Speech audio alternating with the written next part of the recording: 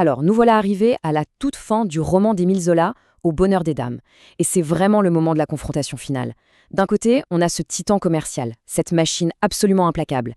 Et de l'autre, une sale femme, une simple vendeuse, mais incroyablement déterminée. C'est la question qui plane sur tous les derniers chapitres. On assiste à un duel, un vrai duel entre une machine qui a été construite pour tout dévorer et l'humanité incarnée par une seule jeune femme. Alors plongeons ensemble dans cette bataille fascinante. Bon, pour commencer, il faut vraiment qu'on saisisse l'ampleur de la victoire du magasin. Dans ces derniers chapitres, le Au bonheur des dames, ce n'est plus juste une boutique. C'est devenu une véritable force de la nature, une puissance que rien ne semble pouvoir arrêter. Zola, il est génial pour ça. Il le décrit comme un organisme vivant, un monstre, avec des couloirs pour artères et le souffle de la foule pour respiration. C'est une machine insatiable qui avale tout, les marchandises, les clientes et surtout les petits commerces du quartier qui disparaissent les uns après les autres. Et c'est là qu'on touche au paradoxe. Octave Mouret, le créateur de ce monstre, cet homme qui séduit des milliers de femmes à travers la consommation, eh bien lui, il est conquis. Il a un pouvoir immense, mais une toute petite chose lui résiste. Et cette chose, cette personne, c'est Denise. Et ça le consume. Le sommet de sa puissance, c'est la fameuse grande vente de blanc. La recette atteint qu'1 million de francs. En une seule journée! Faut bien se remettre dans le contexte de l'époque. C'est une somme astronomique. C'est le symbole de sa domination absolue, d'un triomphe qui paraît total. Mais la question, c'est à quel prix? Ok, maintenant, passons de l'autre côté du miroir. Parce que derrière les lumières, le luxe et les millions, ce triomphe laisse un sillage de destruction. Et Zola ne nous épargne rien de la violence, de ce qu'il appelle le progrès. Et ce prix, le voilà. C'est une véritable hécatombe. Les petits commerçants, les artisans, tous ceux qui représentaient l'ancien monde du commerce sont littéralement broyés par la machine. Geneviève, la cousine de Denise, meurt de chagrin. Bourras, l'artisan, est jeté à la rue. La famille Baudou est complètement anéantie. Ce sont les victimes directes, les dommages collatéraux du succès du bonheur des dames. Et ce qu'il faut bien comprendre, c'est que Zola ne présente pas ça comme une simple tragédie. Pour lui, c'est la marche inévitable de la modernité. Le grand magasin, c'est une force nouvelle, comme la locomotive ou l'électricité, et on ne peut pas l'arrêter. Mais alors que tout semble perdu pour l'humain face à la machine, il y a un tout petit grain de sable qui va venir gripper les rouages. Et ce grain de sable, bien sûr, c'est Denise Baudon.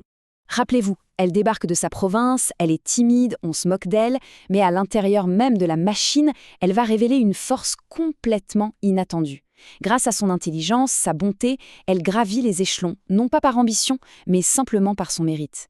Elle représente une nouvelle forme de pouvoir, un pouvoir qui ne cherche pas à détruire le système, mais à le transformer de l'intérieur.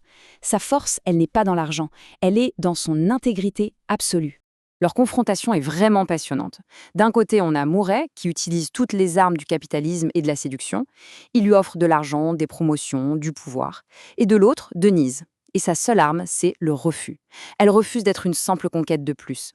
Et on touche vraiment au cœur du conflit. Mouret, cet homme qui peut absolument tout acheter, qui a bâti un temple dédié à la consommation, il se heurte à la seule chose qui, en fait, n'a pas de prix. La dignité d'une femme qui ne se vend pas. C'est ce refus qui le désarme et qui le rend littéralement fou. Et c'est à ce moment-là que le roman bascule. Le maître de la machine, le prédateur, se retrouve piégé par ses propres sentiments.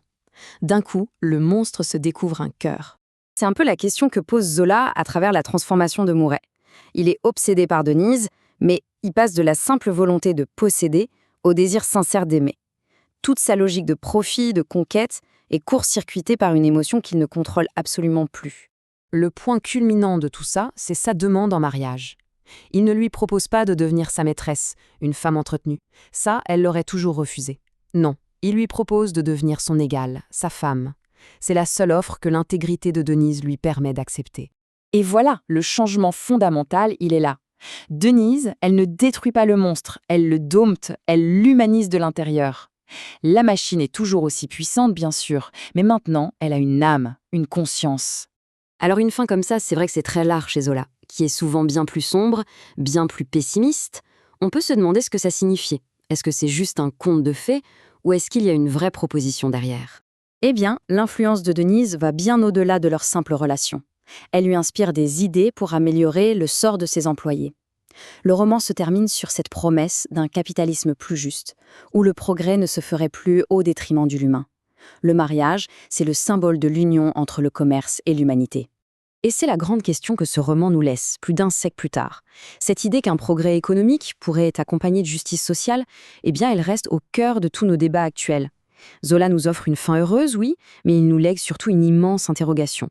Et cette interrogation, elle résonne encore très très fort aujourd'hui.